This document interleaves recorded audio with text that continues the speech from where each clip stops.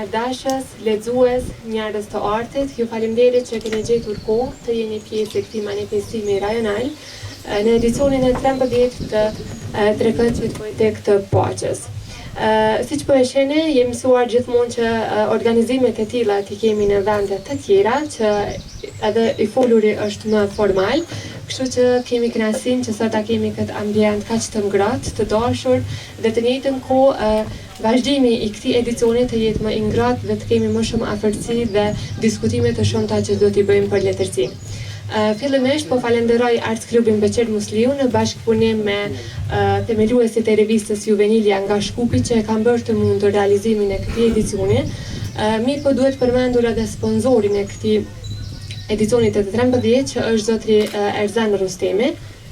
Si dhe në fund nuk duhet të harruar edhe restorant Dunavin që na ka dhënë mundësinë që ne ta realizojmë këtë edicion këtu.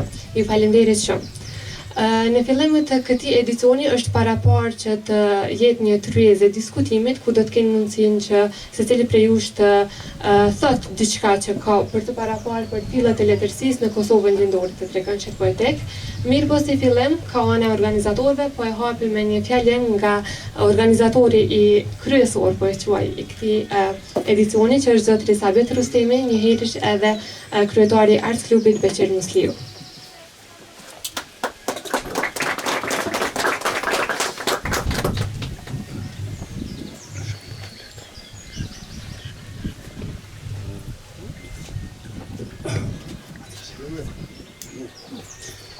Përshëndetje për gjithë, mirë se keni ardhur në edicionin e vijues të Trekëndshmit Poetik të Paqes, i cili mbahet si rëndam për nder të 12 qershorit ditës lirisë Kosovës dhe i të bën krijuesit e 3 shteteve, përkatësisht shqiptarët që jetojnë në Kosovë, në Maqedoninë e Veriut dhe në Kosovën lindore, cilës pjesë i takojmë edhe ne si anamorav. Po ai termi gjeografik ose lindore neve po na pëlqen më shumë, sepse automatikisht po i zbën kufit që padrejtisht na kanë ndarë që 100 kusur vitesh. E dini që në çdo edicion nga viti 2011 e këndej ne kemi pas nga një temë bashkëbisedimi, qoftë për ndonjë shkrimtar të njohur të Kosovës, të Shqipërisë apo të Maqedonisë, qoftë për ndonjë ngjarje të ndryshme. Kësaj radhe kemi zgjedhur një temë pak sa intriguese, me të thënë nuk do të thotë që si më morë edhe më herët, fillet e letërsisë shqipe në Kosovën lindore përqendruar në Trekëndshmin kufitar. Kosovë, Serbi, Maqedoni. Po e them Serbi për shkak se Presheva, Bujanovci, Medvegja janë pjesë e atij shteti. S'po hyj tash në histori si që kanë me të dimë gjithë, po ne nuk i kemi përjashtuar asnjëherë, prandaj shpesh me termin që e përmendim në radhazin takimet tona Kosovë lindore e përfshim edhe këtë pjesë me që është tërësi gjeografike. Këtë temë që thashë ne e kemi pas nga fillimet e këndej në takimet tona, kemi përmend, kemi shkruan, kemi trajtuar edhe shkrimtarët të këtyre filleve, po kësaj radhe e bëm qëllimisht temë që do të jetë e hapur në vazhdimsi ta shëtutjen Trekëndshmit Poetik, për shkak se letërsia e kësaj pjesë të Kosovës, e kësaj pjesës si tërësi e letërsisë shqipe, tashme ka krijuar një traditë, e ka krijuar një histori të saj dhe ne gjenatat që po vinë, që do të vinë, do duhet mësohen me këtë histori, do duhet të dinë edhe emrat e parë, përjetarët e parë të shkrimit shqip, të botimit të librit në këtë pjesë. Prandaj ishte momenti që në një takim të tillë që me keqëra them është pak i reduktuar për shkak të kurseve dhe mundësive të organizimit të këtyre takimeve, që nuk po janë bashkë të lehta, është pak më i përgjithshëm, më i reduktuar në një mas diku në një 30 krijuesish, edhe vjen keq për gjithë ata që kësaj here kanë mjet jashtë, po do t'i kemi pjesë në takimet e ardhshme ose në botimet tona që do t'i kemi si pjesë e Trekëndshmit Poetik. Të fillet e para të letërsisë, kësaj pjese. Realisht nuk mund të lavdromi se e keme një histori shumë të gjatë. Fillet datojnë pas luftës së dytë botërore e Këndej. Për shkaqe që tashme i dim rrethonat historike, pamundësia e shkollimit gjuhën amtare, robëria e gjatë, shumë shekullore, kanë ndikuar që pavarësisht se libri i parë shqip dole i botuar në vitin 1555, ne librin e parë shqip në këtë pjesë të Kosovës ta kemi shumë më vonë tek në gjysmën e dytë të shekullit 20. Nuk do të thotë që në këtë anë nuk është fort shqip, vazhdimisht është fort shqip. Edhe mund të jetë shkruar shqip, sepse ka shumë arkive, sidomos të Vatikanit, të Stambollit dhe të tjera, të Austro-Hungarisë atashme, që nuk janë hulumtuar së duhet dhe mund dalë diçka ndërkohë, mund dalë ndonjë datë edhe më e hershme e botimit apo e shkrimit e kryusit e kësaj pjese, po deri më sot, pavarësisht se në vitet e para të viteve 50 që në të shkuar, i kemi fillet e para të shkrimit në botimet në revista, gazeta, libri i parë shqip vjen tek vitin 1963 përmes Ramadan Regjepit, i cili tashmë jeton në Malmët e Suedisë, nga vitin 1964 e Këndej. Ishte pjesë e veprimtarisë adhetare me Adem Demaçin atë kohë, dhe për t'ju shmangur represorive të kohës, ai u arratis nga Presheva, vendinja e tij, dhe sërde asaj dite e kemi atje. Fatmirësisht nga viti 2000 e Këndej, ajo është pjesë e kopaskoshme e frekuentimeve e ardhjeve në Kosovë në vendlindje, po dhe në takimet tona, librit i kumbonalet, tregimit e të cilit janë botuar nga vitin 1958 e Këndej, janë përmbledhur dhe janë botuar nga rilindja e Prishtinës në vitin 1963. Atë kohë, po edhe sot, ka met një libër shumë unik i letërsisë shqipe, sidomos i tregimit shqiptar, edhe për shkak gjuhës, për shkak stilit, po edhe për shkak poetikës, që atë kohë ishte nga të radhët, për shi Anton Pashkun dhe Azem Shkelin, që kishin dhënë një ngjyrë tjetër krejt shkrimit tonë dhe edhe botimet tona letrare të asaj kohës. Pasë Recep, po e përmendëm në mënyrë kështu informative, telegrafike, që thënë, pasë Ramadan Regjepit, fillimisht si do shkrim e pasaj si botim, e kemi librin e Muharrem Shahiqit, të po kësaj periudhe, vrag e kunor. Muharrem Shahiqi atë kohë ka jetuar edhe vepruar në Shkup dhe botimi ndodh atje. Do thotë nga Presheva libri i parë botohet në Prishtinë. Nga pjesa e jon, domethënë nga pjesa e Gjilanit, ana Moravës, vjen libri i dytë. Tash data që ka qenë më përpara nuk figuron, por viti është 1963.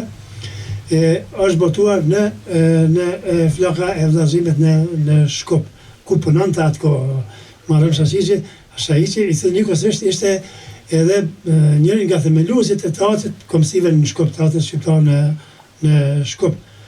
Në vitin 1964, Ali Rruglica vjen me zamarat, dhe pavarësisht pse ishte i shpërngulur nga Gollaku në Gjilan, edhe ai libër botohet në Shkup. Shkupi nuk është rastisht botimi veç i këtyre dy librave. Shkupi që nga Perëndëria Osmane edhe marrët nga antika Këndej, ka qenë qendra më e madhe e kësaj pjesës Kosovës e Dardanisë. Ka qenë kryeqyteti i atëhershëm i Dardanisë antike, po ka met kryeqytet i kësaj pjesë të Kosovës edhe gjatë pushtimit turk deri në vitin 1912. Kështu që sidomos Kosova lindore ka qenë shumë më lidhur ngusht me Shkupin sesa me Prishtinën, sepse ishte nga qendrat më të mëdha shqiptare të asaj kohe në Ballkan. Deri me tërmetin e Shkupit, historianët e thonë edhe më saktësisht edhe ata që merren me statistika, Shkupi ka qenë qyteti më i madh në Ballkan i banuar me shqiptar. Një fakt që duhet ta themi edhe sa të zëshëm. As Tirana nuk ka pas më shumë shqiptarë atko se sa që kishte Shkupi deri në vitin 1963.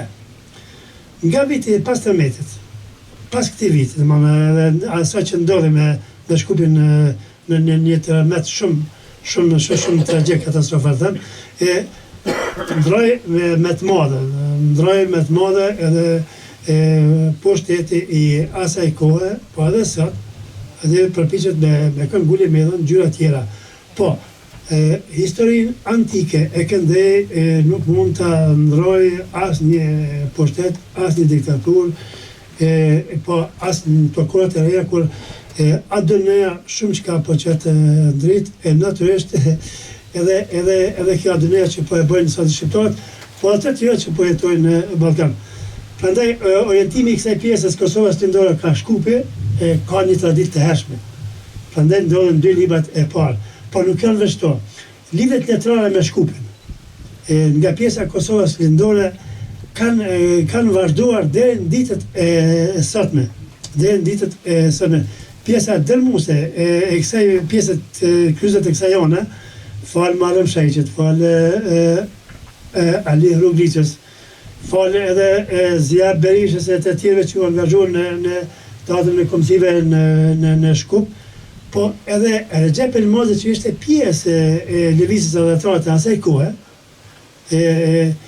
botimet kryesore, sidomos në politikën letrare, në revistën Një Hona, në flaka e vllazimit që deri vonë më saktësisht mund ta dije minja edhe me vit, kur ka dalë 3 herë njoft, po një herë njoft edhe në vonë në bua përdeshme, kanë qenë shumë të fokusuar që të botojnë në Shkup.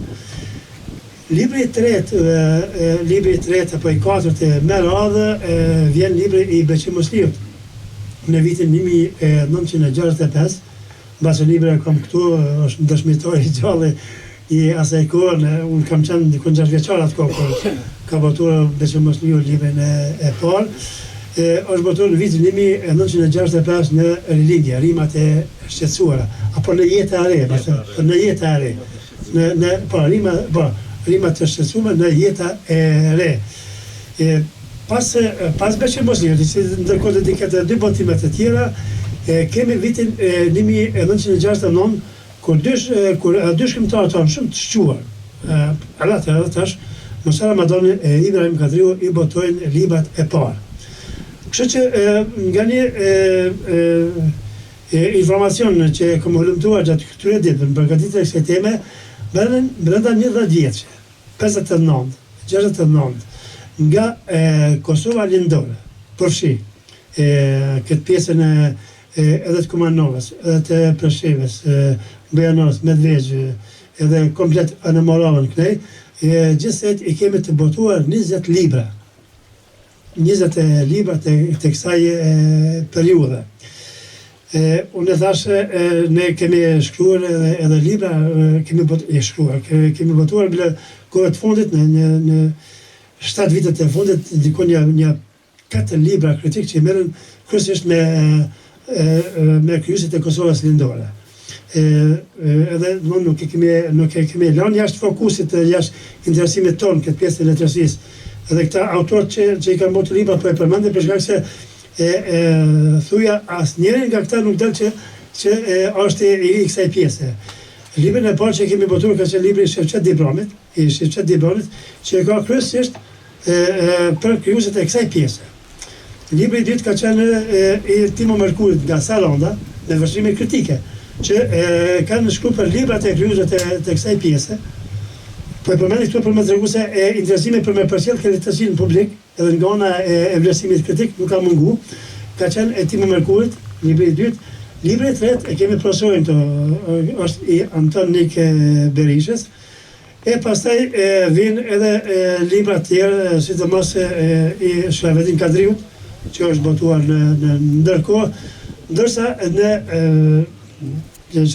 gatshëm kemi edhe librin e Plant Bozhalës, që ende nuk e ka pa dritën, po ka shkrime për kryqëzit e kësaj pjese të Kosovës, jo për një, po për 2 libra. Njëkohësisht një kontribut të madh në shpërfaqjen, vlerësimin e kësaj letërsie në publik, ka dhënë edhe një nga kritikat e më të mirë të letërsisë që do shkoi dikun para 5 vitesh, Ramadan Mosliu. Edhe i cili pavarësisht se ka shkuar edhe për të tjerë shumë, gjithëherë ka pas në fokus interesimin ka kjo pjesë e letërsisë shqipe, si letërsia e letërsisë shqipe, po ne jemi marrë vesh edhe përmes asaj klubit, edhe përmes shtëpisë botuese Beshi Mosliu, tash edhe me Juveniljen, që po e bashkëorganizojmë këtë edicion, që ta kemi në fokus ndriçimin edhe më të tjeshëm, sidomos të fillat para të kësaj krimtarie, për ta parë gjenatat e reja, sidomos to tash që po vinë, se cilët ishin prejatarët, cilët ishin ata që e trasuan rrugën që ta krijojmë këtë traditë që realisht po përpiqemi në mundësitë tona ta bërgatojmë ditë më shumë. Nga fillet e para, edhe po përmbyllim me këtë, e pastaj fjalën e Minit, nga fillet e para e këndej, realisht i kemi 3 breza krijuesish. Brezin e parë që i përmenda, ku bojnë pjesë edhe të tjerë, Begjit Mehmeti, Qerim Arifi, Demir Behluli, që janë të asaj periudhe, ndonjë nga Mirko Gashi, gjithsesi që e pas kam marrë, dikush me Kumanos, mund ta saksoj më mirë, Emini është në hase Sopaj Bejtush Mehmeti, edhe për vjen brezi më i ri që tash faktikisht i bëm edhe në 2 vite, brezi i tretë, unë Emini me këtë garniturën që s'po e përmenet gjithë, Sherafedini, Mehmet Ali Regjepi e kështu, edhe një brez më i ri, me Katrinën, me Lënditën, me Selvetën, me Mohamed Halilin, me shumë të tjerë. Albina Idrizi është pjesë e jona, e grupit tonë. Dhe që brezi i 4 krijuesve është në formim e sipër. Do thotë nga 1950 deri 2025, brezi i 4 i krijuesve që po vinë. Kështu që është një fat i mirë edhe për neve, edhe për njerëzit. Prandaj ishte momenti që për këtë brezin, sidomos brezin e 3 të 4, ta shpalosim këtë temë tash e tutje pak më dëndër në publik. Edhe njëherë, ju falenderoj shumë që ju keni përgjegjë kësaj ftese, jeni pjesë e këtij edicioni, qoftë nga Makedоnia e Veriut, qoftë nga pjesa e Kosovës Lindora Knej, Prishtinë, Bujanos, Medvez, qoftë edhe pjesa jonë e Kosovës, me këtë garnitur që e kemi sot, që nuk e kemi pas herave tjera, se kemi pas pak më të mëdha më zgjeruar, por do të thona pak më ndryshe. Edhe ne do të vazhdojmë, nuk do të ndalemi në këtë drejtim.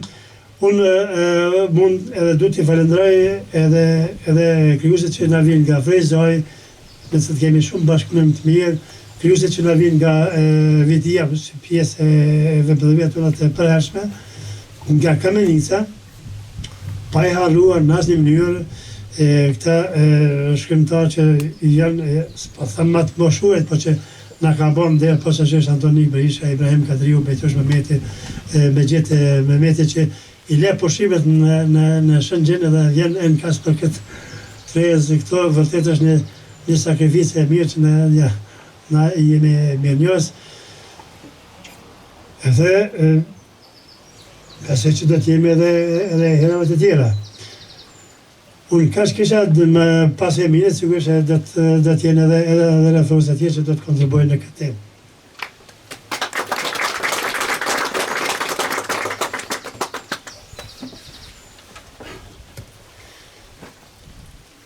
Përshëndetje dhe njëkohësisht edhe unë në emër të bashkë organizatorit po falenderohem për ardhjen, sepse pa juve faktikisht nuk ka kuptim ky takim.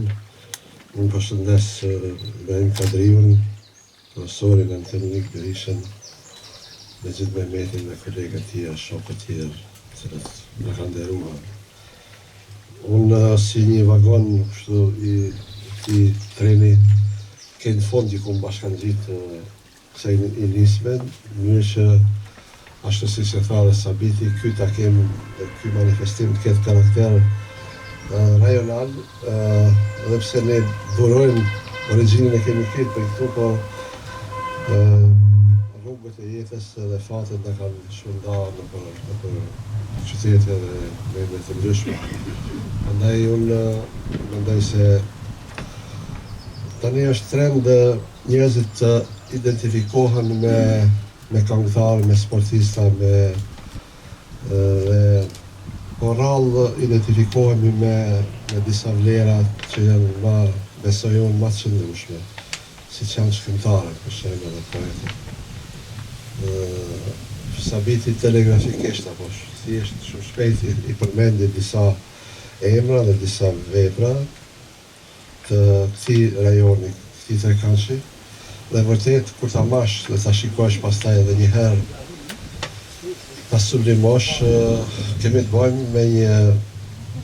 me një topos, me një vend ku ka prodhu vlera shkrimtarë, disa që janë gjallë, po disa dhe nuk janë në mesin tonë, dhe do duhej qëllimi edhe i këtij takimi, i këtyre manifestimeve është që të injektojmë apo të mbjellim tek publiku, te gjeneratat, te shkollat, te arsimi një vedije, jo tre, po një vedije kulturore, krijuese, pse jo shpirtërore, për ato vlera që i kemi, për arsye se ne po jetojmë në një kohë të digitalizimit e globalizimit ku shpejtësia për të marrë informacionin e për të komuniku sikur po janë shkalon këto vlera. Prandaj mendoj se rëndësia e këtij takimi, e këtij manifestimi që ndon pikërisht në ridimensionimin apo në rikthimin e vëmendjes tek vlerat tona, të cilat do duhej ti përsërisim dhe t'i themi gati në çdo takim. Unë marrëveshje me Sabitin kam zgjedhur të flas shkurt. Është shumë problem kur njeriu flet për një shkrimtar që ka shtu për masave të interesante të mëdha, siç është Besim Musliu, dhe në momentin kur ti zgjedh me fol për te, sikur mbetet diçka pa thënë, por dhe natyra e këtij takimi nuk është që ne të ndalemi të flasim me fusnota dhe të flasim të gjerohemi, desha të them. Unë po them ato që e kam shkruar si përshtypje për Besim Musliun, në mënyrë që t'ju laf rendin dhe të tjerëve. Sinteza ideore, poetike, estetike e filozofisë së krijimit të Besim Musliut. Besim Musliu është një ndër emrat e rrallë në letrat shqipe, që la një trashëgimi të pasur e komplekse krijuese e projektuar mbi një sistem autonom e autentik letrar. Ai nuk ndoqi rrymimet e formimit letrar të kohës, por u përpoq të risjell një autorësi origjinale shkrimi që do të bazohej në promovimin e një leksiku pak a shumë atipik poetik me një përkufizim të avancuar kulturologjik mbi risemantëzimin e botës mitike dhe shkrirjen e saj në një areal të pasur simbolikash, poetike, krejtësisht novatore, si për kohën kur u krijuan, por edhe për të sotmen që ende nuk po mund ta tejkaloj kondicionin e shprehjes dhe gjuhën që ai la si gjuhën të pashtyrë. Fuqia magjike e fjalës së tij i jep hirit metaforës për tritjen që ka zjarri i fjetur brenda deklishtëzimit të fjalë formimit kontrastiv poetik, të tipit bukuria e zezë, darka e magjisë, të ndafili i drojt, murimi i butësisë, daullët e qetësisë e tjerë. Për Besim Musliun, fjala më shumë se prodhim leksikor e gramatikor ishte vetë pjesa organike e qenë dhe mbi këtë postulat estetik, Besim Musliu projektoi një dimension të veçantë receptivi i cili herë del si bashkëpjesëmarrës në eksplorimin e kujtesës arkeologjike, paleologjike të historisë dhe aktualitetit, të individit dhe kolektivitetit dhe herë del si fush magnetike ku ndeshen alkimia e fjalës me horizontin e koduar kontemplativ të ironisë, gjumës dhe simbolikës saj. Paraqitja e figuracionit në diskursin poetik të Beqir Musliut është pashmangshëm lidhur me aftësinë për receptim që nuk ishte gjithmonë e pranishme në horizontet e zakonshme të pritjeve të lexuesve, sidomos në procesin e dekodimit kuptimësisë së retorikës ligjërimore të tekstit poetik. Kjo edhe për faktin se siç shkruante poeti Ragip Sylej, me potencën e ideve dhe imazheve, Beqir Musliu ndikoi fuqishëm ndoshta më shumë te krijuesit se te lexuesit. Pra, deshëm vim tek një problem teorik që shtrohet sa herë që diskutohet prania e lexuesit në procesin komunikues brenda një diskursi letrar. Përgjigjen ndaj këtij problemi ndoshta më së miri e ka dhënë Sabri Ahmeti, teksa ka shkruar se Beqir Musliu letërsinë e kishte jo mjet komunikimi, vetëm mjet komunikimi, por ekzistencë, mënyrë të jetuarit, medium për të provuar dilemat dhe botkuptimet njerëzore, nacionale e universale të njëjtën kohë. Pasi takimi vëzhguar nga afër natyrën dhe kompleksitetin e kredos krijuesi këtij shkrimtari, a mund të themi se kishte barriera të caktuara komunikimi me autorin Beqir Musliu, dhe cilat predispozitat formimit letar dhe duhet të kishin ndodhur që të kishim një lexues të kualifikuar i cili do të kapërcenten nga kornizat e klishetizuara të edukimit estetik në një dimension më të hapur të shkollave të letrar.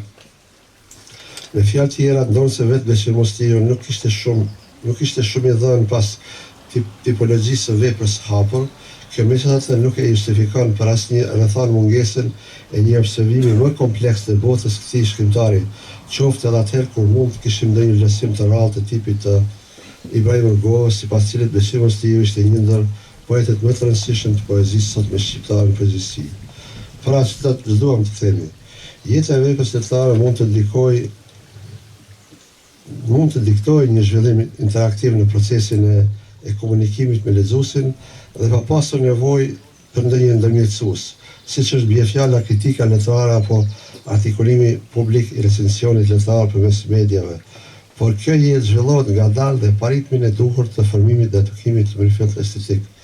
Në historinë tonë letrare të mëhershme, në periudhën e rilindjes kombëtare dhe të mëvorshme, në kohën e komunikimit të shkrimtarëve me lexuesit, rasti i Martin Samajt, Ashi Pipës, deri dikon dhe të Ernest Korliçit, procesi i komunikimit letrar ka pasur specifikat e veta të zhvillimit, të cilat megjithatë nuk kanë ndikuar në pasivitetin e shkrimtarëve. Po të nisej bie fjala në infrashëri nga predispozita e komunikimit me lexuesit, ai do duhet të hiqte dorë nga shkrimi, por ai ishte i vetëdijshëm se fuqia regjistruese e veprës letrare nuk konsistonte në receptivitetin aktual sa në mbështetjen në horizontin e ashëm të pritjes. Nëse dikur shkrimtarët i kishin shkruar veprat e tyre jashtë vëmendjes aktive të lexuesit dhe të kritikës letare, kjo mund vlej edhe për Beqir Musliun, ndaj cilit më pak se vëmendje lexuesi pati mungesë vëmendje nga studimet tona letrare, qofshin ato të autorëve e studiuesve, qofshin edhe të katedrave tona universitare, shkollore, ku Beqir Musliu ende trajtohet vetëm si një shkrimtar hermetik. Për shkrimtarin Beqir Musliu mund të hapim tema e trajtesa nga më të ndryshme, por ajo që është e domosdoshme dihet e thuhet për të është se ai erdhi në botën tonë letare si një banor tepër i veçantë që zhvilloi habitatin e vetë krijues brenda një sistemi dhe jashtë kodeve, kanonave që i kishte caktuar koha e shkrimit të viteve 60 të këndej, kur dhe ai u formua dhe u zhvillua si emër dhe si fenomen letrar. Përkushtimi i tij gati asketik për energjinë krijuese që jep te arti i fjalës, si dhe për sintezën ideore, poetike, estetike të filozofisë së krijimit, do të lë hapur shumë mundësi dhe sprova që Beqir Musliu në një kohë tjetër të ketë statusin çfarë meritojnë koloset e letrave në hierarkinë e vlerave. Faleminderit për vëmendje.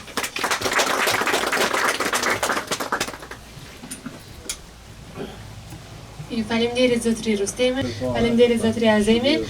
Këtë rrjet letrare po e vazhdojmë me fjalimin e profesorit Antonik Berisha. Fjala për ju.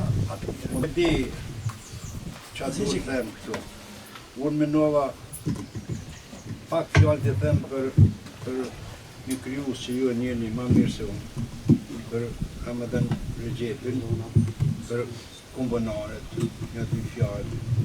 Edhe një dy fjallë për romanin e tij udhkryqi, besoj shkoll. Desha thëmë fillim se mos mendoni se dikush është një shkriptar është, domethënë, i veçantë për ta marrë fjala vjen Ibrahimin ose Antonin ose Safitin. E lutë e ka një mendim që për mu ka qenë gjithmonë një udhëtim.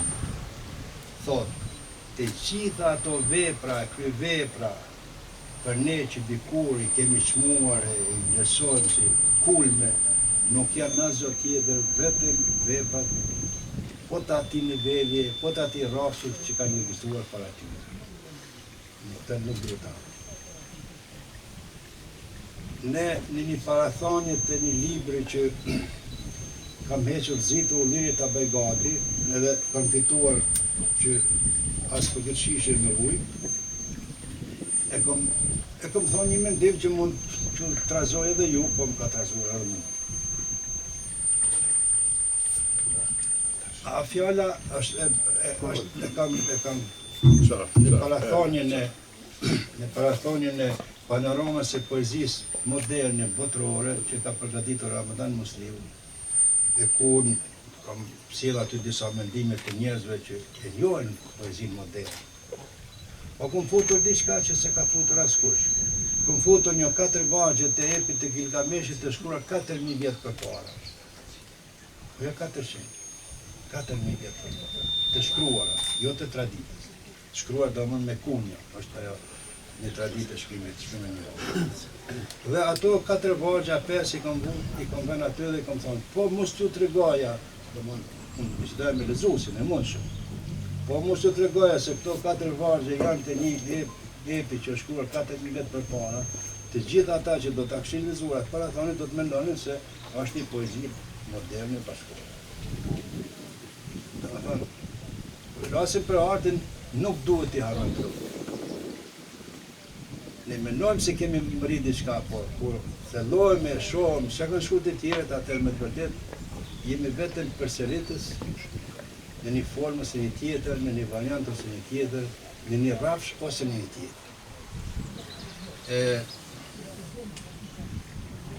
Gjehovi, kur kishte arritur kulmin, lidhet me këto tregimet e Ramadanit, nuk është se po flas për mensh. Gjehovi kur e takon Bonini që e fiton shpërblimin Nobel për letërsimin 1933-shin, i thot, po ti i thot, se njifte Bonini ishte i ri, Gjehovi nuk e mo. Thot, po ti me qa merësh? Po thot, unë merë me do të regimit shkuarta.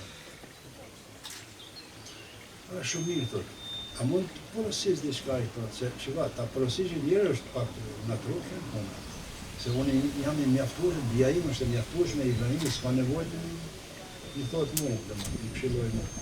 Bia im është mjaftuar. Kështu thot njerëzit. Po, po të shkruash prozë, duhet të jesh i ftoftë si akulli dhe duhet të jesh qetësia. Ky është arti.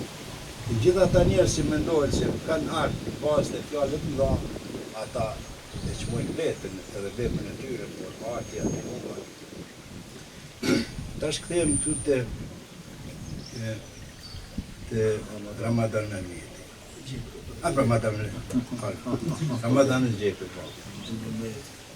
Ishte koha këtu, i kam dhënë, domethënë, një disa dhënë që i kam marrë për tjerë, domethënë, kur që ju e dini me 1953 votuan disa vepra, pradhët e gjyshit Mark Kastiqit, ditët e reja, gjethet e reja të Regje Hoxhës, drejt ditëve të reja të Sidki Imamit, mandej Martin Sama, një film dhe romanit. Po, edhe romani që nga troj punë shumë ishte Karvani i Bardh. Se Karvani i Bardh vlerësuar nga një juri, jo dhe e panjohur, emra ishin emra. Por akuzohet autori se personazhi që nga edhe mirë dhe i keq. Letërsia këtu. Unë këtu kam një mendim të Ramadan Xhepit që po ja lexoj tani ju në vetë. thot, bukuria është mashti para se cilës përkuret edhe më e madhe nga më të mëdhenjt. Aja thot.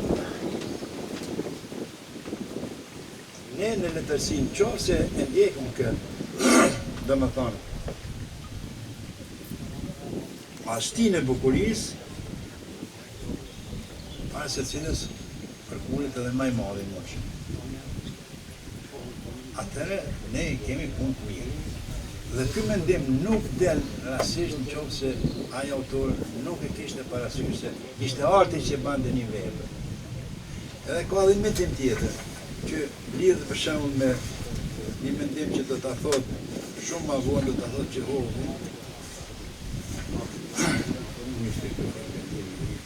Madonna. Një mendim tepër i mirë.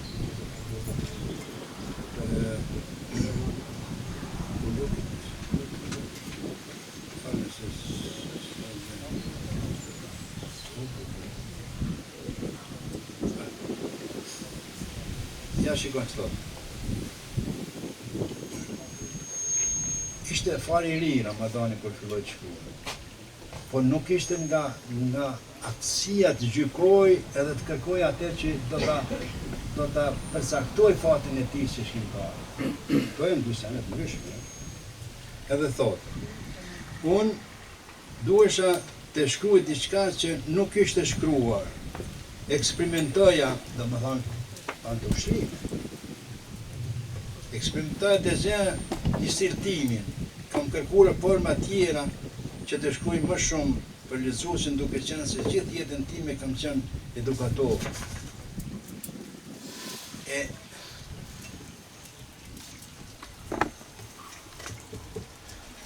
Do të kërkon pa një përpjekje. Por ato përpjekje tregojnë se letërsia është një det I pafundit. Edhe në çast kur ti je vetëdijshëm se po krijon diçka që mund të mbes, atëherë ke arritur një rrafsh të rëndësishëm të mësisë së komunikimit me lexuesin. Unë kam këtu edhe një diçka që ndoshta do duhet ta them këtu. Është një mendim I Cvajgut. Edhe ky mendim I Cvajgut lidhet me këtë që ndodhet te Ramadan Rexhepi. Ne mendojmë se kur shkruajmë prozë ose poezi, mendojmë se duhet ta themi atë që është në realitet. Po ajo që është në realitet mund të fotografohet. Piktori I madh e sheh një pjesë të natyrës edhe e bën po ashtu si është natyrë. Po kjo nuk është vepër artistike. Përshkrimi edhe kopijimi, në nga njerë në përpunimet tona e fuzim aty, e përshkruajnë një vepër letrare, por përshkrimi një vepër letrare nuk thot kur gjo të rëndësishme. Nuk thot absolutisht. Këtu kemi të bëjmë me një realitet që krijohet përmes fjalëve. Edhe Cvajgu thot, kur flet për Tolstoj, arti ti flet me gjuhën e realitetit. Por nuk është realiteti me film. Po është gjuha e cila I mundson që të krijojë një realitet tjetër. Këto e thonë edhe të tjerët. E thonë edhe të tjerët dhe në sa ma shumë që autorit largohet nga realiteti I mirëfillt, të krijojë realitetin e vet përmes fjalëve, ai faktikisht arrin një rrash më të madh, më të lartë. Këtë nuk e kemi të gjithë. Bile tuar me Ibrahimin, po bisedonim për disa krijime të disa autorëve që nuk janë në atë rrafshin që dëshirojmë ne. Po kjo nuk nënkupton se ata nuk janë krijues të mirë, se janë disa pjesë ose disa vepra që dëshmojnë se ata me të vërtet janë krijues. Edhe shkrimtarët më të mëdhenj nuk është se të gjitha veprat I kanë të rrafshit më të lartë.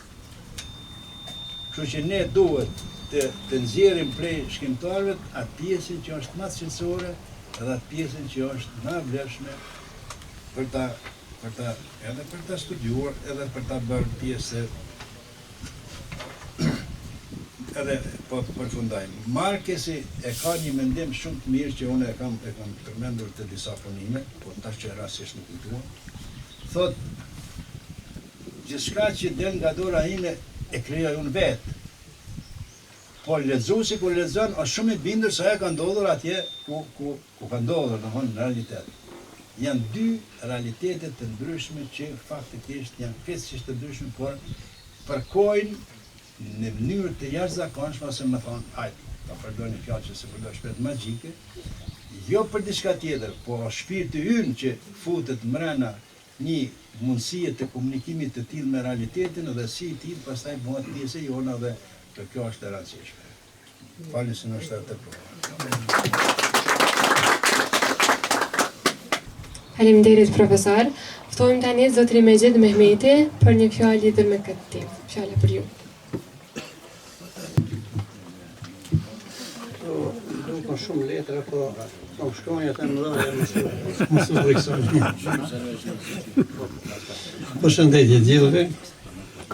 Urime për manifestimin. Megjithëse nga organizatorët, konkretisht nga Emini edhe Sabiti, porosita ta bëj një vështrim të shkurtër për Ramadan Rexhepin edhe për Kerim Arifin, nuk arrita t'i bëj edhe për qerimin, për shkak se isha larg shtëpisë edhe nuk isha literaturë. E bona një variant shkurtër për ish mësuesin tim të frëngjishtës, shkrimtarin ndër të parat për cilët folën edhe parashtë. Me Ramadan Rexhepin. Shkrimin e titullova Udhkryqi, bona vetëm për udhkryqin, Udhkryqi manifest i ndërgjegjës shqiptare. Ramadan Rexhepi, i lindur 1940 në Këshev, është njëri nga zërat më autentik dhe më të angazhuar të letërsisë shqipe në truajt e luginës së Këshevës, si shkrimtar dhe intelektual i brezit të rezistencës kulturore, ai ka qëndruar besnik fjalës lirë, kujtesës historike dhe çështjes kombëtare, duke i dhënë zë dramës së shqiptarëve në Jugosllavi dhe realitetit të padrejtësisë koloniale që e kanë përjetuar ata. Krijimtaria e tij është e pasur me tregime, novela dhe veçanërisht me romane që prekin temat më delikate të ekzistencës shqiptare, asimilimin, shpërnguljen, burgosjet politike, identiteti dhe forcat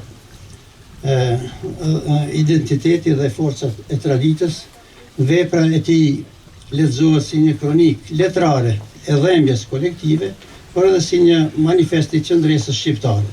Romani Udhkryqi është kulmi i kësaj përpjekje artistike dhe etike, një vepër e ndërtuar mbi realitetin e shqiptarëve të Preshevës dhe më gjerë, e cila shpalos përmes rrëfimeve të fuqishme dhe personazheve të skalitur me mjeshtri historinë e një populli të ndarë padrejtësisht, që vazhdon të mbjetojë përmes kujtesës, krenarisë dhe gjunjës. Ramadan Rexhepi mbetet një emër që nuk flet vetëm përmes librave të tij, por edhe përmes guzimit për të thënë të vërtetën në kohë të vështira. Një zë që meriton të dëgjohet, lexohet dhe vlerësohet në gjithë hapësirën kulturore shqiptare. Romani Udhkryqi i shkrimtarit Ramadan Rexhepi është më shumë se një vepër letrare, është një thirrje e fuqishme për kujtesë dhe vetdije kombëtare. Me një ndjeshmëri të thellë politike, historike, autori sjell në fokus dramën e shqiptarëve të luginës së Preshevës dhe më gjerë në sundimin e Jugosllavisë, në sundimin jugosllav. Titulli metaforik Udhkryqi përfaqëson ndarjen ekzistenciale të një populli midis identitetit dhe asimilimit, midis qëndresës dhe përuljes, nëpërmjet rrëfimit të protagonistit i lirit, por edhe figurave të tjera simbolike si shega, hajra apo zhika, autori ndërton një mozaik të pasur personazhesh dhe situatash që pasqyrojnë jetën, vuajtje dhe sfidat e shqiptarëve në atë periudhë. Romani prek tema universale dhe të përhershme, përballja me padrejsinë, ruajtja e identitetit në kushte represive, qëndresa përballë kolonializimit të brendshëm dhe roli i kujtesës historike, me një gjuhë të fuqishme, të drejtë për drejtë dhe me ngarkesë emocionale. Ramadan Rexhepi na jep një pasqyrë të gjallë dhe tronditëse të realitetit të mohuar shqiptar. Udhkryqi pra është një roman i rrallë në letrat shqipe, një ndërthurje mes dokumentit historik dhe artit letrar. Ai qëndron përka veprave të mëdha të letërsisë së kujtesës dhe është një testament i përkushtimit kombëtar që flet me gjuhën e gjakut dhe të dhembjes kolektive. Kësaj në një kohë kur rrëfimet e së shkuarës po zbehen në zhurmën e përditshmërisë, romanet si Udhkryqi janë dëshmi të patjetërsueshme që na rikujtojnë se historia nuk është vetëm një çështje faktesh, por edhe një çështje ndjenje, kujtese dhe qëndrimi. Ramadan Rexhepi nuk shkruan vetëm për të treguar, ai shkruan për të zgjuar ndërgjegjen tonë, për të ruajtur frymën e qëndresës dhe për të bërë zë i atyre që shpesh kanë mbetur pa zë. Në këtë udhkryq të kohrave që jetojmë, mes harrimit dhe kujtesës, ky roman na fton të zgjedhim kujtesën si akt besnikërie ndaj vetes, ndaj gjuhës sonë, ndaj historisë sonë dhe ndaj atyre që jetuan këtë dramë në lëkurën e tyre, sepse popujt që harrojnë të kaluarën humbin edhe rrugën drejt të ardhmes. Dhe për fund më duke arsyeshme që këtë qasje ta përmbyllim me një citat të vetë autorit Ramadan Rexhepi. Nuk e shkrova romanin për të treguar vetëm një histori, por për t'i dhënë zë atyre që mundën të flasin në çdo rresht të tij rrah zemra një populli që ende endet në udhkryqje. Faleminderit.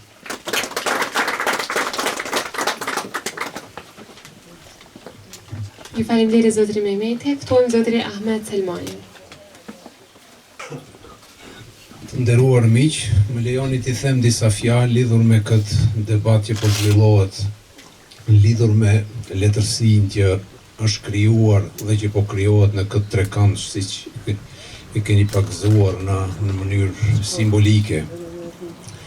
Unë do të them perceptimin tim lidhur me këtë letërsi në këtë pjesë të hapësirës shqiptare që është krijuar historikisht dhe kontaktet e mia të para, si e kam perceptuar unë.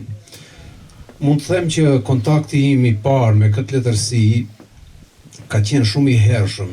Isha më kujtohet që si fëmijë. Megjithëse atëherë ishte një kohë tjetër dhe sistemi arsimor, ajo mungesa e edukatës estetike për shkak se letërsisë kryesisht i bëhej lexim patriotik, shoqëror, historike, gjithçka, po shumë pak lexim estetik. Dhe kjo natyrisht që kishte lënë pasojat e veta. Në atë kohë ne nuk e kishim të qartë se si duhet lexohet një letërsi. Dhe kontakti im me këtë letërsi, ta zëm me që e cila ishte botuar në shumë nga këta autor, librat e tyre ishin botuar në Shkup, siç u përmend këtu, po ta zëm Beqir Musliu, që ndoshta për fatin e mirë apo të keq, unë si fëmijë atëherë pa ta marrë ta zëm një libër që ishte botuar nga redaksia Flaka, një libër me drama, Shtrigani i Gjelhanit. Dhe kontakti im i parë me këtë ishte një amullije totale që megjithëse isha intriguar për ta lexuar dhe për ta analizuar këtë, unë nuk isha i përgatitur në atë moshë për ta perceptuar estetikisht këtë. Por mund të them kështu një që më ka mbetur në kujtesë që nuk i zia faj autorit atë. Unë isha i vetëdijshëm që unë nuk isha i përgatitur për këtë. Dhe që nga ajo kohë unë pa ta menduar se nuk është autori fajtor që lexuesi nuk mund ta gjej, sepse autori krijon ashtu siç ia thot intuita, aftësia, dhuntia krijuese. Dhe ka që autori e krijon pra lexuesin. Unë duhet të edukohesha estetikisht në atë mënyrë për ta lexuar atë. Dhe kjo të them të drejtën që është në shkollën e mesme kur e rilexoja pastaj romanin Vegullia të tij e kështu, unë dal nga dal fillova pra ta pushtoj, të them në thojza, ta shijoj atë mënyrën se si shkruante ai. Dhe kjo letërsi, të zëmë mjafton Beqir Musliun, mjafton Ibrahim Kadriun, apo mjafton Mirko Gashin, apo Qerim Arifin që në atë kohë unë i lexoja librat e tyre, shumica që ishin botuar në redaksinë e Flakës. Dhe kjo letërsi pra kishte depërtuar të ne dhe ishte ambientuar, dhe ishim ne ata të cilët duhet të komunikoni me këtë, dhe si ishte bërë komunikimi. Unë gradualisht duke përcjell këtë letërsi, kam arritur të kuptoj që kjo letërsi ishte bërë atje tek ne, pra në pjesën e Shkupit, them kushtimisht, ishte bërë një letërsi që imitohej, pra gati epigonike nga autorët, e kishte bërë ndikimin e saj. Kur them këtë, marr parasysh se figura e Beqir Musliut, një shkrimtar tipik postmodern, unë paka shumë e gjej ata zëmë edhe te Nehas Sopaj në atë kohë që nga një herë bile më duke sigur kemi të bëjmë me një vazhdimsi të njëri tjetrit, por ishte ajo fryma që Beqir Musliu pra kishte depërtuar atë nëpërmjet pra autorëve të tjerë që edhe ata ishin përpjekur pra që të krijonin atë frymë të Nehas Sopaj, Resul Shabani, disa të tjerë. Kjo flet që komunikimi ynë me këtë pjesë të letërsi ishte shumë esencial, pra.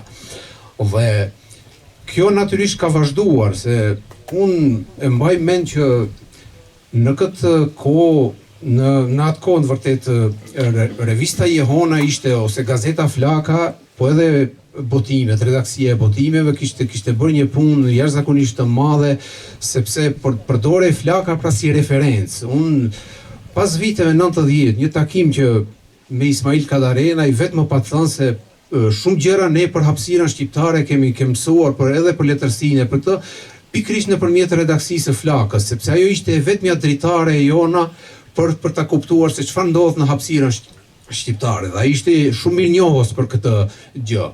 Dhe natyrisht që patëm folur edhe për shumë gjëra të tjera. Dhe më vjen mirë që kjo letërsi ka vazhduar pra në hapësirën e Shkupit që edhe më tutjetë, përveç revistës Jehona, vazhdon pra edhe në ditët e sotme ta zëmë Emina Zemi me revistën e tij Juvenilia, që po ashtu mendoj në mënyrë shumë profesionale i lë hapësirë që kjo letërsi të zër vendin e saj dhe të përdoret edhe qoftë edhe si komunikimi edhe me hapësirën tjetër shqiptare, sepse shpërndahet kjo. Mua më vjen shumë keq që ta zëmë emrat siç janë i Beqir Musliut apo i Mirko Gashit, që janë figura emblematike në letërsi, cilët deshëm apo s'deshëm ne ata do të mbeten pra figura të pashlyera, pra ndikimi i tyre, fryma e tyre, koncepti, vizioni letrar janë shumë specifik.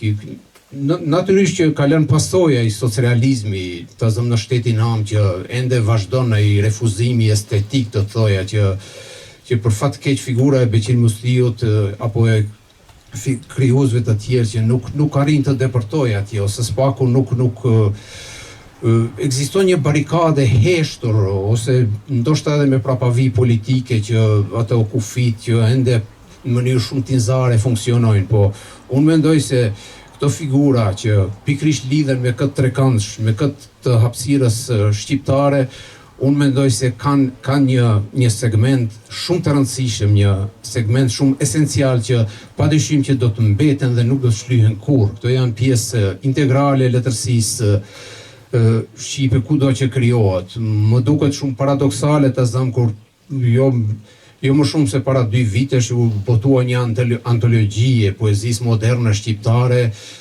Po ja përmend edhe emrin Rudolf Marku, që pretendon se është një krijues shumë origjinal sipas tyre atje, por ju ndoshta e keni parë atë, me siguri e keni të njohur kur asnjë autor jashtë kufive politik të Shqipërisë nuk përfshin. Do të thonë mos jetë atje Beqir Musliu, mos jetë Mirko Gashi, mos jetë Ali Podrimi është një mos ta quaj krim se është fjalë shumë e rëndë, por në këtë kohë është një paradoks i dhimbshëm. Por pavarësisht këtyre sepse këto janë të përkohshme, unë mendoj se këto do të perëndojnë, do të shuhen një ditë, por letërsia e mirëfillt, ajo që vërtet ofron vlera estetike, ajo është jetë gjatë dhe do të mbetet. Ju faleminderit. Ju faleminderit zotri Selmani, të nderuar të praneshëm, nëse ndonjëri nga ju nuk dëshiron që ta marr fjalën, si falës të fundit të kësaj tryeze, po e paraqesim zotrin e gjatë Regjën.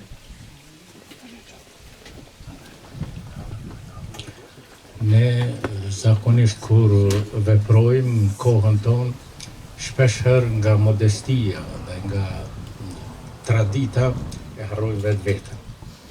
Klubi letrar Beshir Musliu ka krijuar një traditë që daton nga periudhat e mëhershme dhe ka vu themele të përfaqësimit figurave letrare, kombëtare. Ato që i thanë edhe Sabiti, edhe Mini, edhe Profi, Anton, edhe Ahmeti, edhe të tjerë, edhe Meçidi e tjerë, janë pjesë që e kanë arritë kulminacionin e vetë. Po pse duhet thash të flasim edhe për vetveten? Të flasim për shkak që mos ta lëm historinë të gënjej. Sepse ne jemi rrit, kemi ardhur këtu me një histori të gënjeshtrave, të vërtetës dhe të gënjeshtrave. Dhe unë do të dalem te klubi letrar që duhet edhe më tej të flas për veten. I thash Sabit Rostemit në Kamenice organizuam një flak të janarit, të lutem e janë tryez dhe shkruaje një punim fillim e mbarim për thillet e themelimit të manifestimit flaka janarit. Dhe e bëm atë. Përse e bëm? E bëm që të tjerët pastaj mos ta keshpërdorin, siç na ka dalë shpesh herë me kalimin e kohës, nuk i ke thënë ti, ka vdek protagonistet kryesor, dhe çfarë ndodh pastaj për shkrimi atyre ngjarje? Ndodh këtë diçka tjetër. Dalin dokumente historike pas 100 vjetëve, këtë ndryshe. Dhe çfarë do të them, çfarë dashta të them me krejt këtë elaborim të ky manifestim? As klubi Beshir Musliu, që bart emrin e Beshir Musliu, ishte në mesin e themeluesve të flakës janarit, filloi Gjilani të marrë një portretizim dhe një fizionomi krejt tjetër nga shumë treva shqiptare me manifestime kulturore. Në vitet e 90-ta ishte Kumanova me disa manifestime me revistën Dorontina e Shkupis që përmendet nuk du, por a vazhdoi kondicioni i tyre. Mund të them që klubi letrar Beshir Musliu me manifestimin flaka janarit, pranvera e librit, nëse e ngatroj ndonjë manifestim Sabiti o këtu, pastaj për ta vazhduar me trekëndshin poetik, me vjeshtën letrare, ka arritur ta jetësoj vetveten edhe përmes batimeve të saj.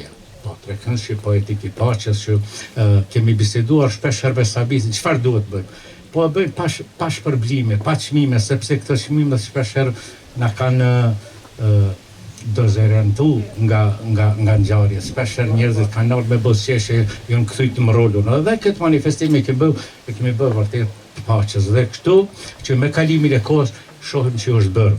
Po në këtë vend, po në këtë ambient, është mbajt edhe takimi, përkushtimi i Agimatës nga Saranda. Dhe tha dikush Ahmeti, tha letërsia realizmi socialist. Ashtu është, po na do thot letërsia është ajo që ka bashku kombin dhe duhet ta bashkoj, siç po bashkon ndoshta edhe sporti, dikure, muzika tjetër. Pra, manifestimet e Ars Klubit Beshir Musliu që bart edhe emrin e Beshir Musliu të shkrimtarëve të tjerë që i kemi gjallë dhe Ibre këto të tjerë, do thoj e ka ruajt kontinuitetin e vlerës. Do thot nga viti në vit, dhe ngjarjet të cilat krijohen në këtë ambient, me Komanovën në vitet e 90, me Gjilani, me flakën e janarit që i ka dhënë frymën më të mirë çështjes shqiptare, do të unifikimit e saj, ka arrit të ruaj vlerat e një menta, sepse ju e dini siç janë edhe gjitha fushat tjera në krizë në botën shqiptare, edhe letërsia është edhe më në krizë se krejt tjerat, sepse po dalin shkriptarët e mes shkrimtarët dhe faktikisht nuk kemi letërsi del për shkak të hujve del sepse nuk po arrin vlerat atje ku duhet të transmeton. Kështu që klubi letrar, do të as klubi Beshir Mosliu ka një shtrirje dhe një bashkëpunim edhe me klube tjera, me shoqëri tjera në gjitha hapësirat shqiptare, dhe ajo që ka shumë e rëndësishme me kuptohet Gjilani, Kumanova, Vitinja, Farizaj, Kamenica tjerë, kemi një bashkëpunim jashtëzakonisht mirë dhe falenderojmë profin Anton që e kemi për herë këtu edhe e konsiderojmë se e kemi bosi si njerit Gjilani.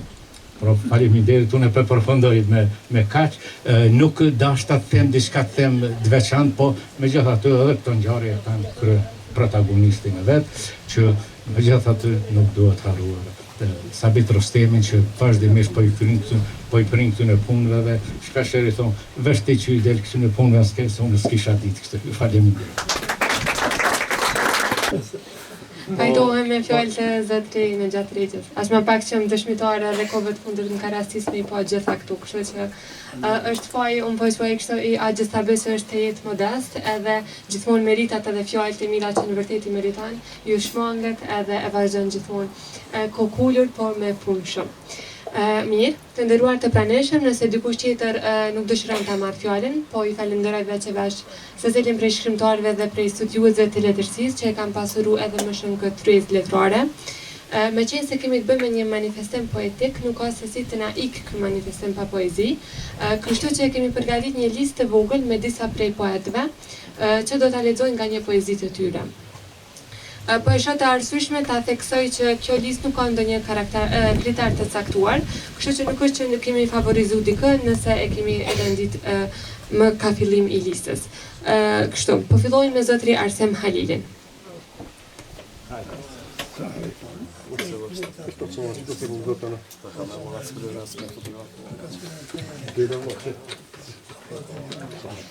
Përshëndetje. Poezia ime titullohet Plepi Thinjur. Te hani qaushit i ndronin cigaret plizbardhat, në oazë rrotulloheshin pëshertimat e javës në pritje, dikush ecte rrugës së mollës, dikush sillte mollë në mëngjesin e kryqëzuar. Brezat e lamit gjurmonin 5 mileniumin të tretë të futër në kornizë. Rrugës kë hija zgjati nga lindja. Në han nuk bëra gjumë.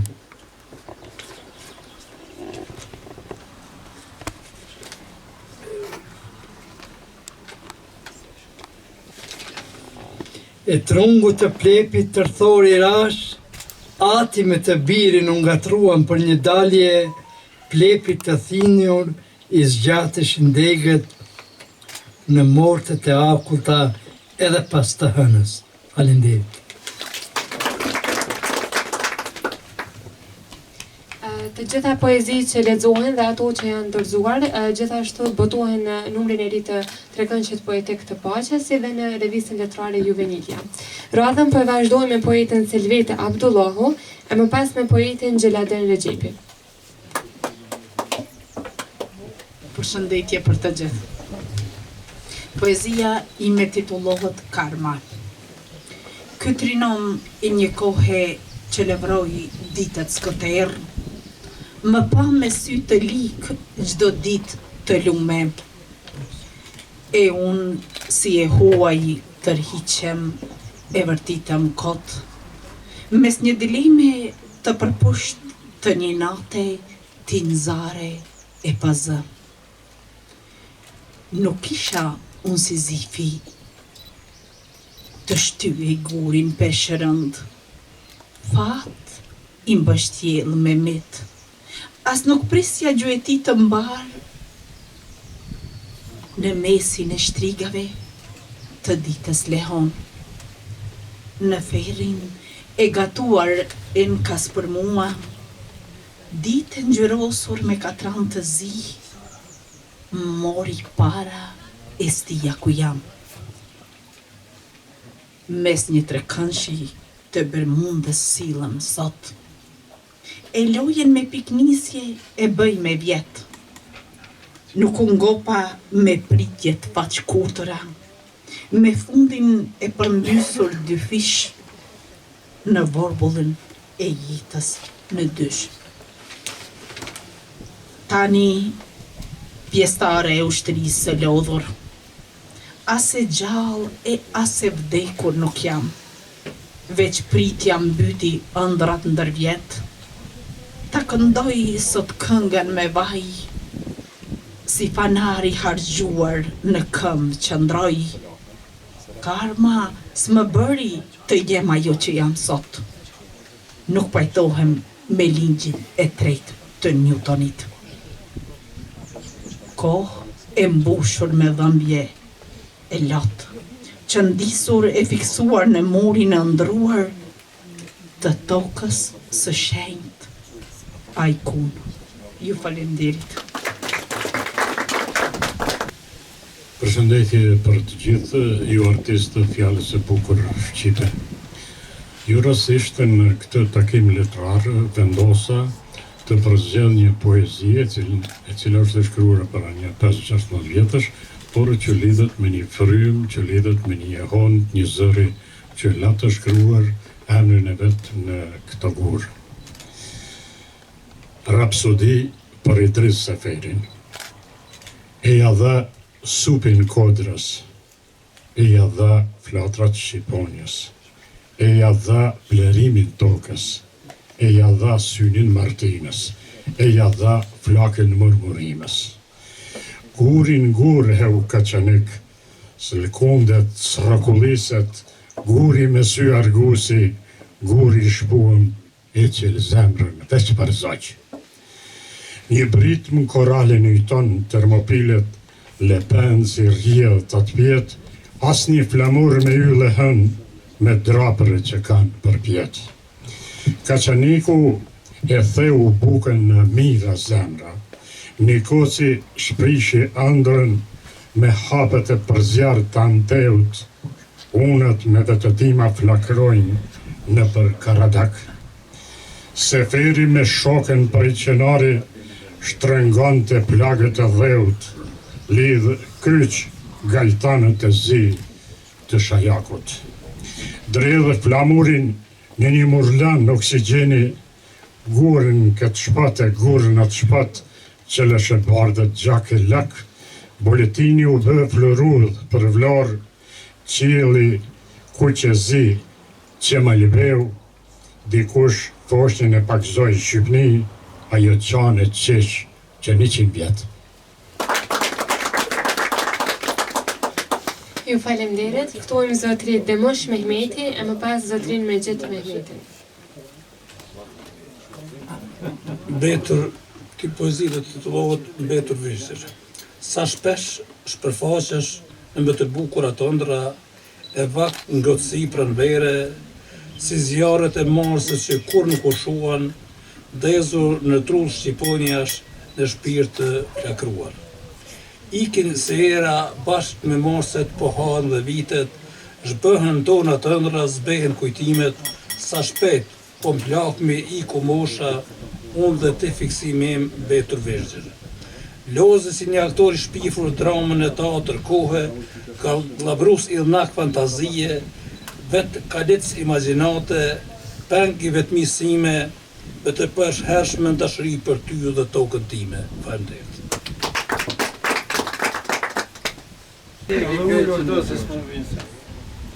Skic për autoportret. Atyre që s'më njohin, mund që them paqime në gjuhë. Jam një idealist pragmatik, i pa përmisush, moralist i pa kompromis, humanist e diktator i rrem, i krishter e islamist i pa fe, një herësh besnik i pa bes, naiv i ditur e dinak i pa ditur, rebel i dresuar mrekullisht, atlet i pa këmbë, bokser i pa dur, shejtar i verbër, e çka jo tjetër.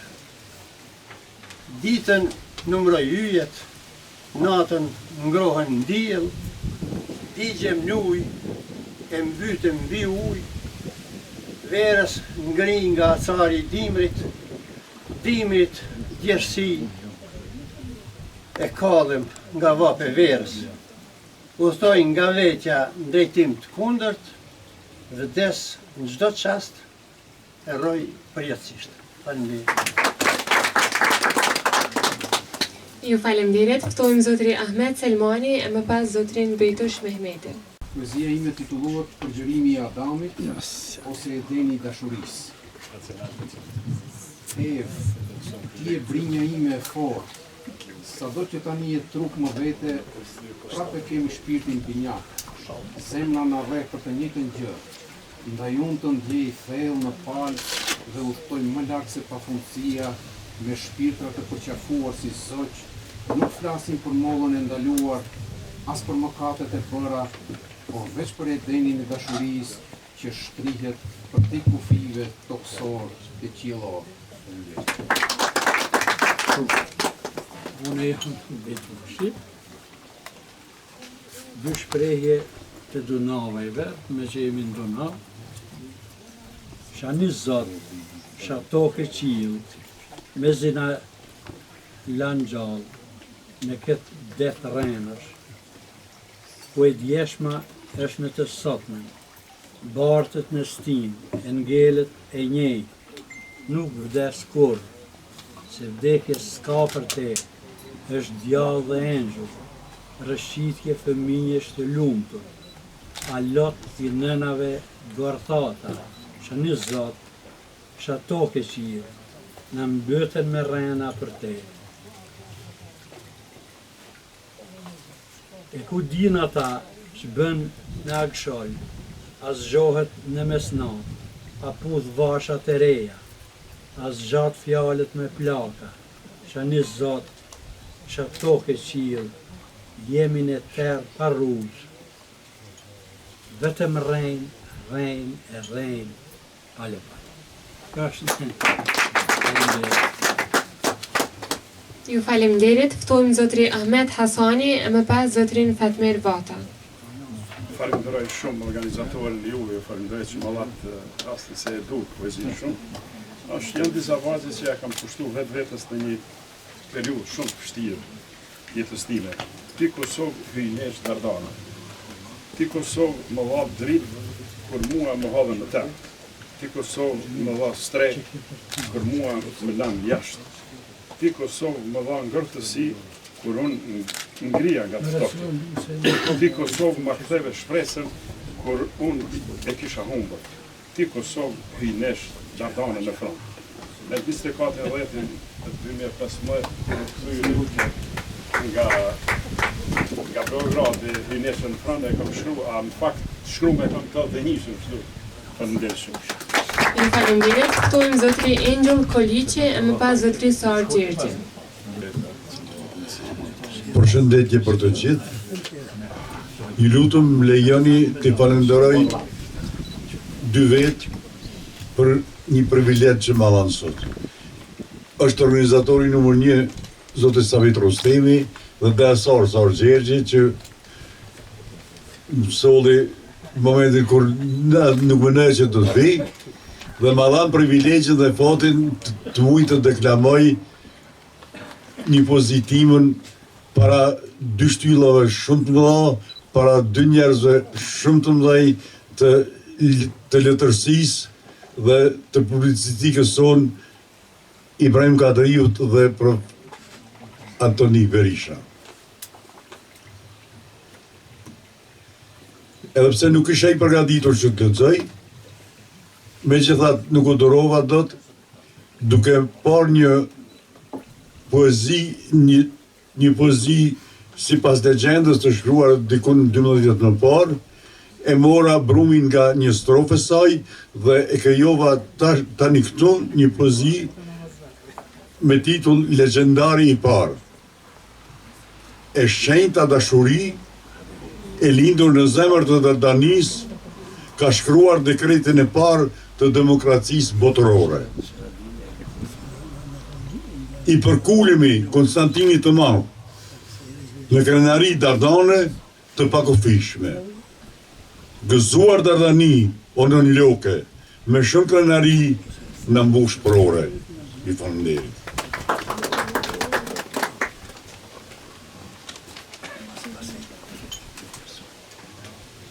Përshëndetje, frymë e shenjtë, nëntërisës. Eja në këtë tokë ku heroinizohen kriminalet e shëndria shëmtohet. Këtu ku njerëzit kanë humbur shijen për ujin, dheun, për kripën, ku dashurin besnike se duan as dritën. Eja këtu ku flijimi është taktikot, ku përdhosën gjergji, buzuku, rrugova. Këtu ku të hajsimi mendjes të tërsen kokën e të hajsimi shpirtit të tërsen qenjen. Eja në këtë tokë në tëndën botë që nje vetëm general, këtu ku luhet me emrin tënd të mbërthyer në një shtatore larg syve të botës, këtu ku jeta ushqehet me pralla shkretëtire. Eja në këtë tokë në tëndën botë që ka shenjat shqip të Krishtit. Eja dhe shpëtonën nga klerik e pushtetaru Gurzi, këta ulin shqiponjën në gjysmë shtiz e poplit indjelin zin. Eja këtu në këtë tokë, ose edhe s'do na pranoj as vdekja. Faleminderit. Ju faleminderit, të fundit në listë, por jo të fundit për ka cilësia, ftojmë zotri Muhamet Halile.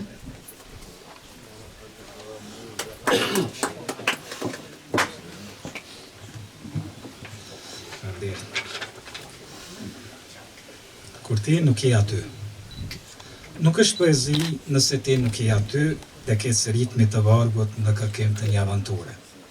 Nuk është poezi as nëse unë nuk jam aty, autor që veç do në titull ka, se pjesën tjetër e shkruan 7-8 perl, për mes flirtit të strofave, rend në kërkim të dashuriqkave metafora. Të pëlqen të ekspozosh trupi mbuluar vetëm me rim dhe përndezësh për të parë syje im nga endësh vargut bash të lirshëm të rimuar. Më leta kem të rokit me muzikalitet për të mudurzuar apo për të rëmbej për të përjetuar magjin e vargjeve të ngrohta. Figuracionet të shumë ta mbulojnë aktin të vargu pa gërma i vetmi në këtë poezi që ka veç numër 18+. Poezia ku jeti e ku jam unë, s'ka pik, pas frik, rrjet leshëm lakuriq për si ujvarë. E krejt të fundit në listë, e kemi zotrin Fadel Kajtazi. Unë shkruaj letërsi, lexoj letërsi e kam pasion, e di që letërsia është shpirti i një kombi.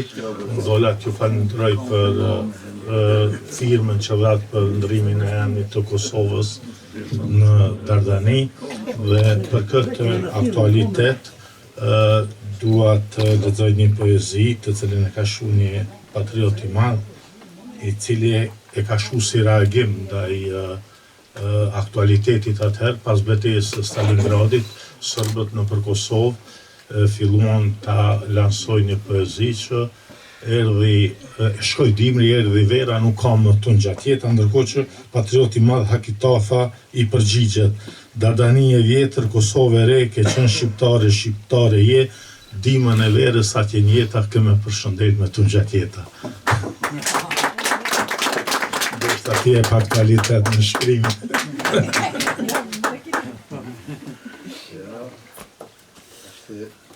Ju faleminderit. Të nderuar të praneshëm, kemi arrit krejt në fund të këtij manifestimi letrar rajonal. E tham në fillim që nuk ka karakter garues, pra adim që nuk do t'i jepen çmime, mirë po tani ftojmë shkrimtarin tonë të njohur, zotri Ibrahim Kadriu, i cili do t'i shpëndoj 3 minutje.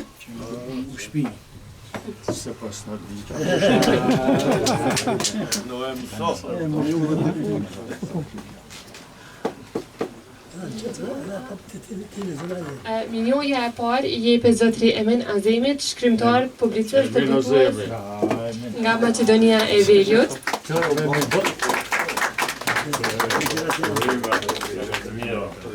A për shef, këtë me t'njo që ma për sa në Rustemi. A një fotografi japë, bëni bashkë? Ftoj menaxherin e zotri Erzen Rustemit, zotri Ferhat Rustemi, që ta pranoj me njohje. Jo, vjen në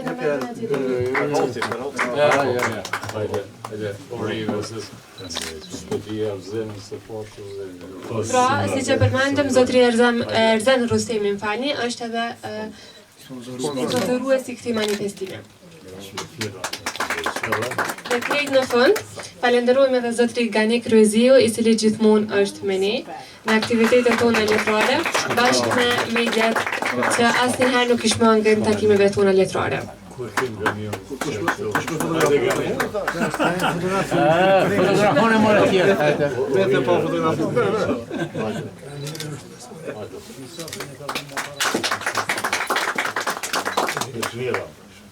Mas manifestimit e rujdesni edhe.